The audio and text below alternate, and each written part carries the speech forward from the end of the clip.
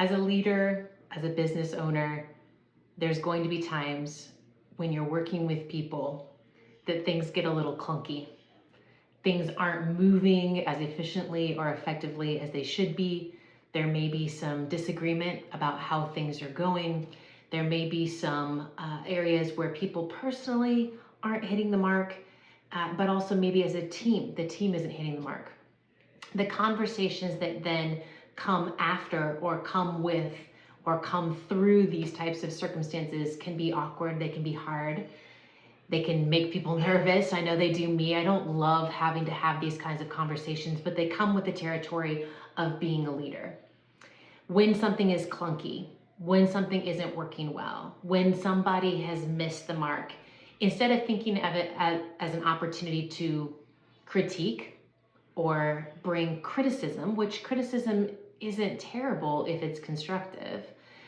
And really that's a whole nother conversation of feedback. My personal opinion is feedback shouldn't happen quarterly. It should be a continual circle that's built into the culture where feedback can be given to the leader and the leader can give it to their people. So it has to be based on a foundation of trust, because if they know and I know I'm for you, then when I'm giving you feedback, it's just because we're getting better together. But that's another conversation. I'm talking more about the times when you run into something and it needs to be addressed. We've been talking about conflict that we face as leaders. We talked about leader to leader. We talked about leader as a role, as who you are without a title and what that can feel like. Leader to boss, like you're a middle management type leader. We talked about the different scenarios. Now, there are a million different scenarios that can come up as it pertains to conflict. I'm just sharing a few of my personal stories so that you could potentially relate and then possibly take something that I've learned from, apply it in your scenario, and it can help you do better than I did. So today I want to talk about one scenario. Now, I've had a lot of mistakes, and today I'll kind of give you the dirty, the nitty gritty of how I actually responded to something and then what I learned from it. I'll tell you how I totally messed up as a leader and tell you what I learned from it so that I would be a better leader next time. It'll make you feel better, but also the point of me being honest is not so that I'm airing dirty laundry. It's so that you know that whatever I am sharing, whenever I'm teaching or giving principles and tools, it's not because they've come naturally for me. It's because they've come through a lot of trial and error and learning and working hard to change, to grow, to be a leader, because that's what I preach to my clients, right? Is growth and change and closing gaps. And if I wasn't somebody that did that myself, then you really shouldn't listen to me. So I want to share today an example of when I'm the leader, I'm the boss, and there was conflict with one of the employees. It'll help to give you a little context as to what my role was and how it pertained to the state of the organization when I came in. So I was hired to come in and fix what wasn't working. And I was coming into an already established business with an already established team that was spread out into several different locations. It's not always fun being the fixer, okay? Because when there's a already established culture and an already established team, for them, it might feel like it's working, right? But for the business owner, it's not working if there's not healthy growth. It's not working if there's not profit, right? That's a requirement for a business to maintain and to continue sustaining the model. So that being said, I had to come in and shift things around. There are a million different things that I would tell you right now that I would do differently and would set this relationship up differently so that I could have avoided some of the conflict and some of the difficulty in the shifts that we were making. But I'm going to set all of that aside and narrow in on one particular conflict and a few principles that I learned and pulled from. So number one, you have to know that I am wired for efficiency. If I see the goal and I see a pathway to the goal that will get us there quickly, that will get us there efficiently without a lot of extra things, not extra time wasted, resource wasted, money wasted, etc., I am going to be more likely and bent to take that path versus the long path. And that's okay for some things, but it's not okay usually when it comes to conflict and relationship. So I came in and evaluated what was currently happening. What I was seeing is that the current services and offerings were not making money, they were losing money.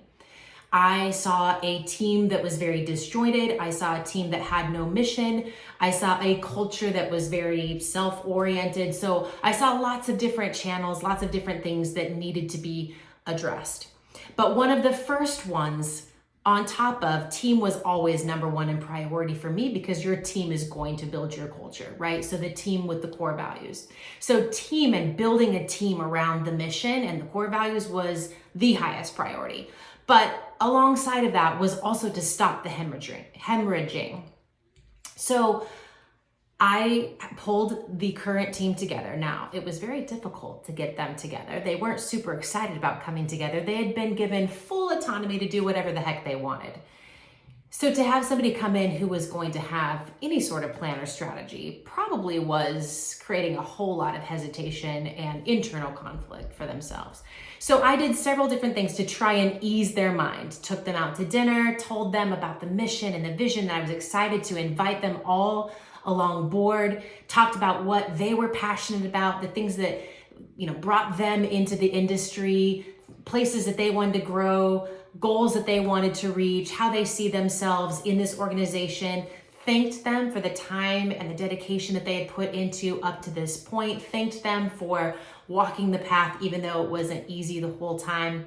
And I called, on top of doing that, I called each one of them individually to do the same, to hear about what they'd been doing, to hear about their history with the company, to hear about where they wanted to go in the future, what they were most interested in, to hear what they felt like were their strengths. Essentially, I was trying to establish a relationship that, hey, I am for you.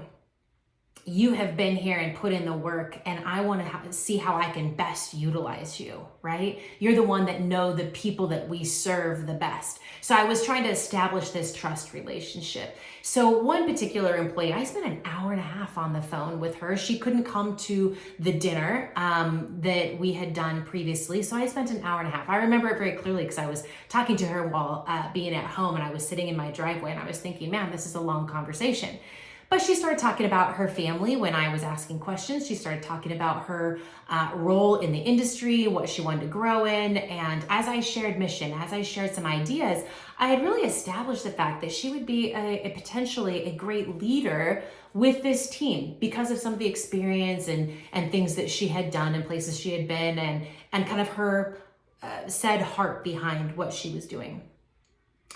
I got off the phone thinking, fantastic phone call. I think I've got an advocate here. I think I've got somebody who is going to be, when you bring in something new, you can kind of expect that 20% are going to be like, no, right? When you're shifting a culture, the more clear you become on core values and culture, it's going to become black and white clear to at least 20% that that's not for them.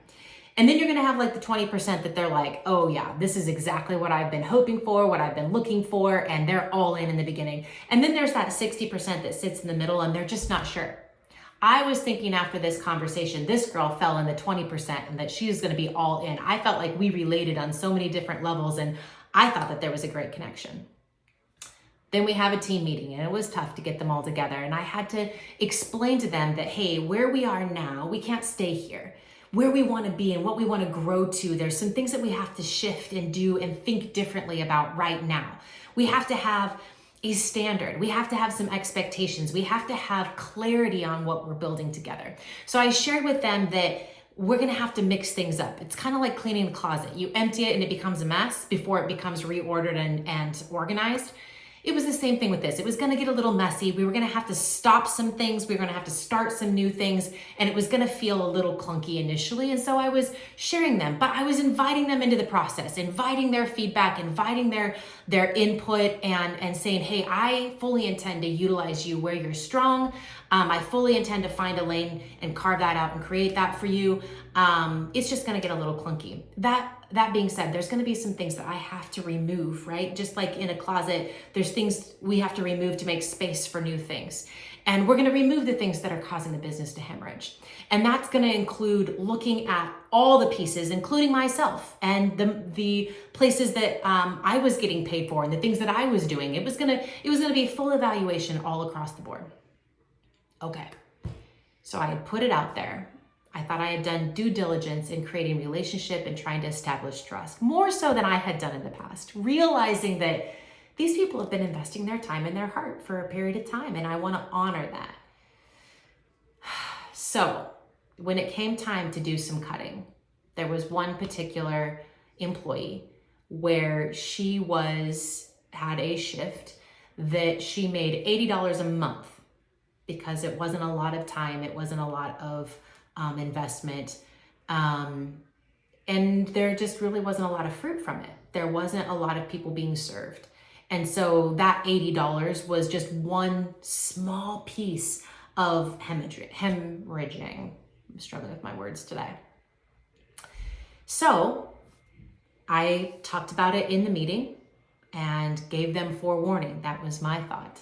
So when I followed up with an email, hey, so-and-so, just like we talked about in the meeting, this one particular shift, not seeing how we could maintain or sustain this in a way that is helpful for where we're going, where we're headed. It's not proving, I guess, with the standards that we put out there, it's not proving itself to be helpful. Let's see if we can rework something and figure that out.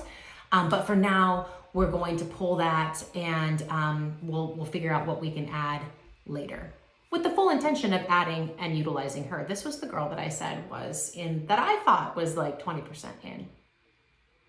All right, so my intentions were good. My intentions were to rally this team. My intentions were to make this business thrive. My intentions were to serve more, do more, be more for the people that were coming and needing us, right? Intentions are only part of the equation. Considering impact is really crucial when delivering crucial information where stakes are high, emotions are high, and opinions are different. So I sent that in an email, which began a 6-month battle and conflict with this employee. It got so extreme that she turned me into the Department of Labor. She tried discrimination, that I was discriminated against her for being a white female Christian. She turned me into the Department of Labor for asking her to work outside of scheduled hours because I had asked her to fill out a self-evaluation.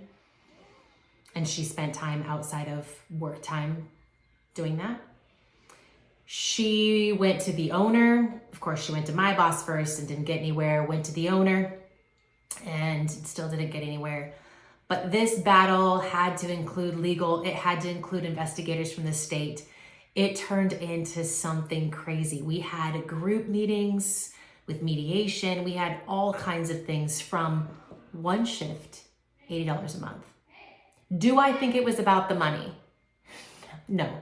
$80 a month is important. I've been in scenarios where $80 a month mattered. However, we can usually replace $80 by picking up work somewhere else, doing something else. I happen to know that this person had another really fantastic, well-paid job. So was it about $80? No. Was it about her reputation? No, because she wasn't really in front of very many people. Not many people knew that she even did that work. It really wasn't affecting a large group of people. So it wasn't really about the people. She wasn't advocating for the people. So what was it about? What was this, what I thought was not a big deal? How did this turn into this massive conflict? To be honest, I don't know that I could ever find a reason that made sense in my head. But does it have to make sense in my head? Not necessarily. I've mentioned in previous videos that the reason we will get defensive is because we are assuming the intent of the other person. So somewhere along the way, this person didn't believe my intentions. I had not created enough trust or safety, and perhaps hadn't handled myself with the communication in the most appropriate way. Let me back up and say this. When she first responded with defense and anger, I thought, okay, I'm going to give her benefit of the doubt. That's number one. Give benefit of the doubt. Even if the initial response is whack, give benefit of the doubt. There was some kind of misalignment somewhere and misunderstanding. And so my initial thought was, okay, I think she misunderstands this, misunderstands my intent perhaps, misunderstands the point behind it. I'll make that clear and let her know, remind her of some things that we're doing, things that we're growing to, and my intention of utilizing her. The second thing is I'm going to assume the best about her and seek further understanding. So I needed to ask more questions. I needed to find out what she was concerned about, what things she was feeling, triggered by, threatened by, what things mattered to her that she felt like I was infringing upon. So I needed to seek understanding. So I tried to do this, asked more questions, give benefit of the doubt, assume the best. But I did it in email. Going back to how I said I was wired, thinking about efficiency, I learned a long time ago, and I shared this in a previous video, that you never handle conflict conversations in texting. Well, email, I felt like gave me a paper trail, which I would say as a leader is very important, because there was no paper trail about that hour-and-a-half conversation that I had, right? There was no paper trail about what was discussed at the meeting. There were no meeting minutes, say. And I learned that having a paper trail and documentation of conversation was incredibly important. But I learned that having the conversation itself in an email is not the appropriate way. An email is super helpful for follow-up. So you have the conversation, then you follow up and say, here's what I gathered from the conversation. Is there anything that I'm missing, things that you'd like to add, so that you've got this agreed upon conclusion and summary of what was discussed. And that's the paper trail you want to keep and have that yes, I agree with all of this. I would add this. This is what we're both agreeing upon that conversation was. That's where email is handy. But having the conversation in email, no. So you'd think I would have realized that from a text, but here's the thing, I made an assumption. I assumed this wasn't a big deal, and I was wrong. Assumptions bite us in the butt every single time. So I should have pulled her in, making the guess that this might be difficult for some people for whatever reason. Even if I thought, oh, it's no big deal, I should have pulled them in and had the conversation face to face to at least give them the opportunity to see my posture, hear my tone of voice, see my facial expressions, and know that I am still for you, and give them an opportunity to ask questions, to give feedback, to give their thoughts. And I didn't do that. So here I was in an email back and forth trying to explain myself. I was trying to understand why she was so worked up, and she just went crazy. So were there things that I could have done better? Absolutely. I think the initial communication being in email, I just made assumptions that I shouldn't have made, and I should have honored the difficulty of change and given her more time to process it with me, and again, be face to face so that she could see or at least have a better idea of what my intentions would be, because she falsely assumed my intentions, and it was very difficult to get her to believe that my intentions were for her moving forward. She had already decided that my intentions weren't good. So benefit of the doubt, assuming the best, seeking understanding, intent and impact, considering what you're delivering. Change is always going to be difficult. And the communication channels, those were a few things that I pulled from that? Like I said, there are a million things that I pulled from that entire experience, but another one that I'll end with is that when change is going to happen, even if the change is good, even if it benefits them more, change is difficult. Change is hard. And it's difficult for people when they don't instigate it to wrap their minds around it, to go, how will this be good for me? Most people won't easily go that route. So whenever approaching change as a leader, you can almost always go, okay, this is going to stir things up and create conflict.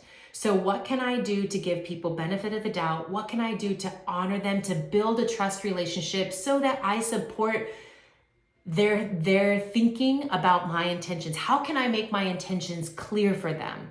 In what ways can I do that? And then making sure that the communication that you do, you take the extra time to build the equity, to honor the fact that change is difficult, to honor the fact that they've been going hard in one direction and now you're asking to shift, to get their feedback.